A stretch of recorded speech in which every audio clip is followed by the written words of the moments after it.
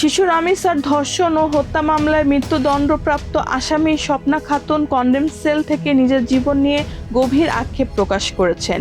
এক গণমাধ্যমকে দেওয়া সাক্ষাৎকারে তিনি দাবি করেন, স্বামী সোহেল রানাকে বিয়ে না করলে আজ এমন পরিস্থিতি ভোগ করতে হতো না।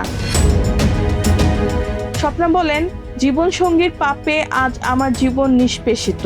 বাবা মায়ের কথা মেনে সোহেলকে বিয়ে না করলে হয়তো এমন খেসারত দিতে হতো না। জেনে শুনে একজন মাদকাসক্তকে বিয়ে করার এমন করুণ পরিণতি হবে কখনো ভাবিনি। কারাগারে একটি সূত্র জানায়, কাশিমপুর মহিলা কেন্দ্রীয় কারাগারের কনডেম সেলে ফাঁসির অপেক্ষায় থাকা স্বপ্না অধিকাংশ সময় কান্নাকাটিতে কাটান।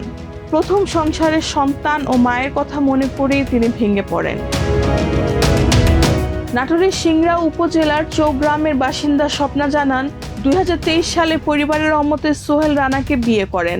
বিয়ের আগে স্থানীয়রা সোহেলের মাদকাসক্তির বিষয়ে সতর্ক করলেও তিনি তা গুরুত্ব দেননি। তার দাবি, সোহেল প্রতিদিন ইয়াবা সেবন করতেন এবং নেশা ছেড়ে দেওয়ার প্রতিশ্রুতি দিলেও তা রাখেননি।